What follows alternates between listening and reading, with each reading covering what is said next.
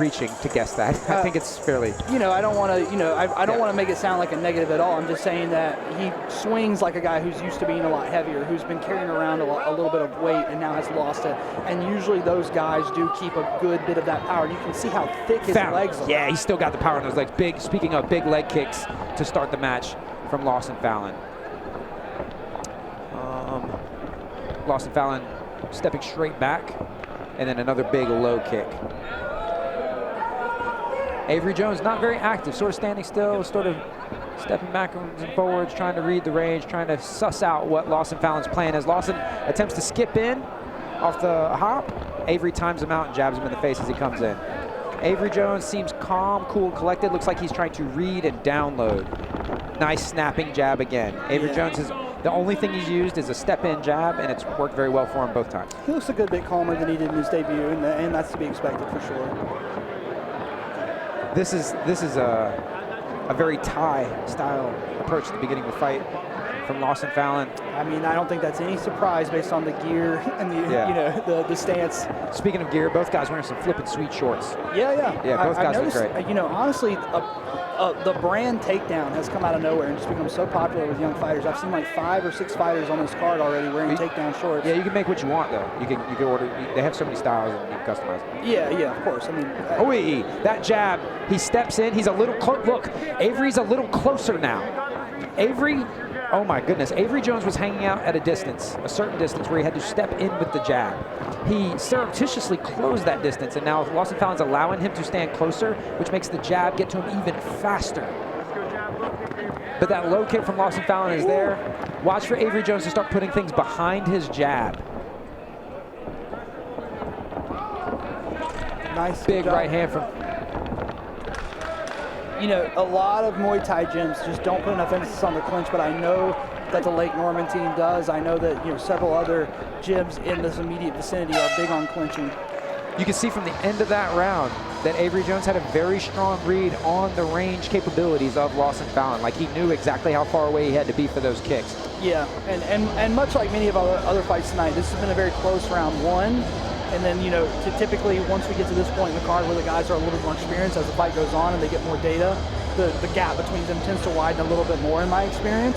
And we'll see who responds, because it looks like both the guys got information in that round. Yeah, so you're saying that Lake Norman Muay Thai good in the clinch, right? I think so. I've commentated a lot of fights for a lot of gyms, and I've noticed that some gyms just don't have a lot of emphasis on it in their fights. And then, I had a girlfriend who trained at a different gym, and she said that they didn't have a clinch class, that in 2 years of training there, no one had ever taught her any techniques from the clinch. They just clinched. Learned on the job. And when they sparred, they clinched, and she would just learn from there. So, some gyms, the gyms that put emphasis on it and the rule sets that allow it to go on, they benefit. And even these rule sets where it's only 3 or 4 seconds in the clinch usually, you can still, we've seen tonight how much damage you can do with a knee, a well-timed knee or a punch over the top.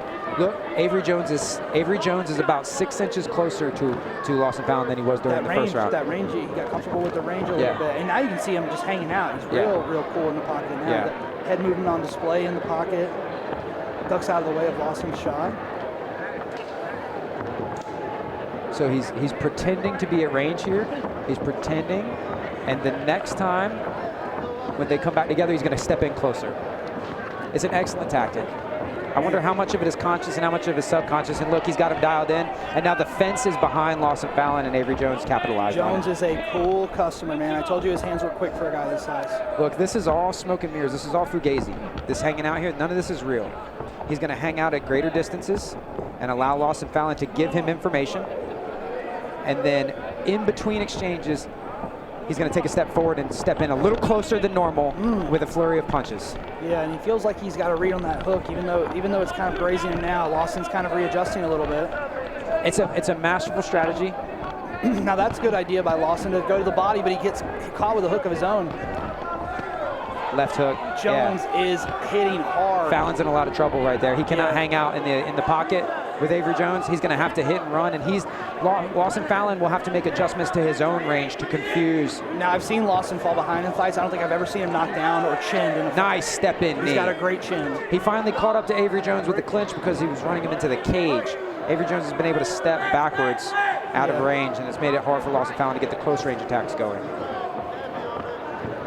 Just outside of effective range of that kick, just outside of effective range of the punches, and now willing to stand and trade because he has Lawson Fallon's timing and reach well scouted.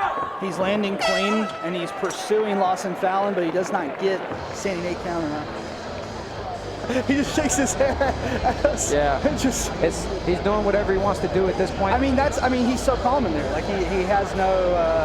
Yeah. Especially now that he's had a fight before, you can just tell that he just like knows what's up. Yeah, the way to counteract the strategy and the footwork and the range and the distance management, everything that Avery's doing, the way to deal with that, Lawson Fallon would have to feint in order to create a reaction and then make an adjustment with his footwork and then attack again. He can't just feint and go like would be normal advice if someone's very evasive and they're moving their head. You can feint and then immediately go. You can land whatever strike you were planning on throwing behind it. In this case, Lawson Fallon needs to feint, make an adjustment with the footwork, and then launch a technique and see if he can read where Avery Jones is going. You know, that lean back defense means that Avery Jones is supremely confident that he has Lawson Fallon read. So Lawson has to make an adjustment. He has to change up the timing, change up the rhythm, or change up the distance.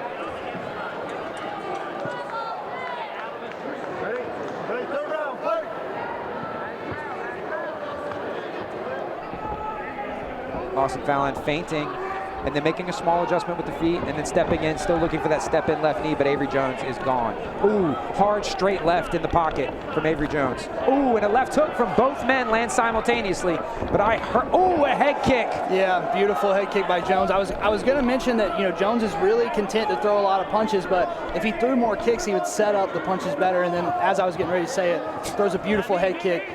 If he threw more of the body, get the hands lower, he's already landing. He's having so much success with the hands already. It's hard for me to find anything he's doing wrong. But, you know, it's a kickboxing match. Avery Jones has a beautiful jab, an absolutely beautiful jab and nice kicks. But let's clean up that uppercut, Bubba. Look, I tell most of my guys to don't even throw a rear hand uppercut. Oh, you're crazy, Dylan McGrath.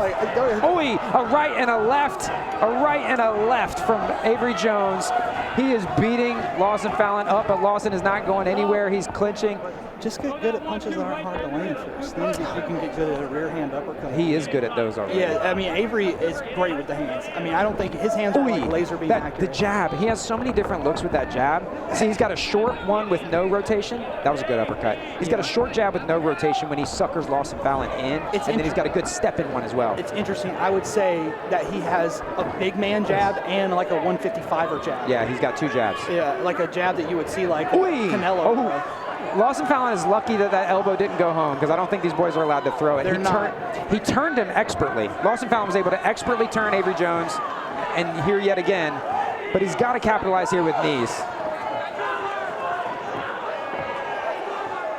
Lawson has wanted that step-in knee quite a few times.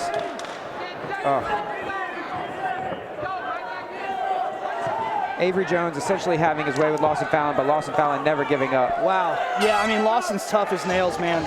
Lawson is very, very tough. He's definitely being tested a lot more in this fight than he was in the last fight. Yeah, he just couldn't get to him. Yeah, that was it. He couldn't quite wrap his hands around him, as I said earlier. Yeah, he's launching some good attacks, and he's sometimes feinting, but he'll have to feint, adjust, and then reassess. He's sort of on autopilot, throwing out offense and making offensive choices, and he's not really adjusting to the things that Avery Jones was doing.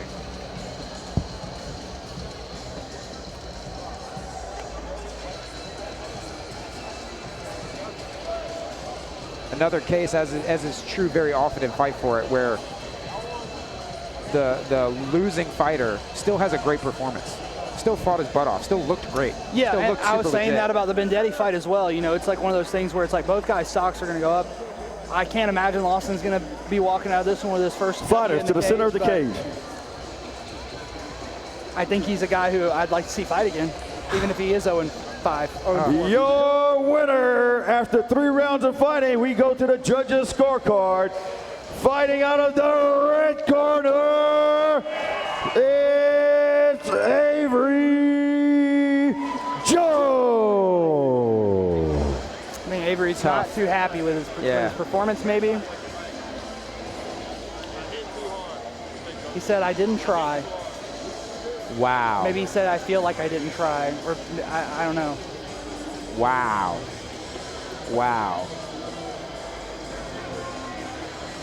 What a brutal punctuation mark. On a beautiful performance. Yeah. Yeah, that's hurtful.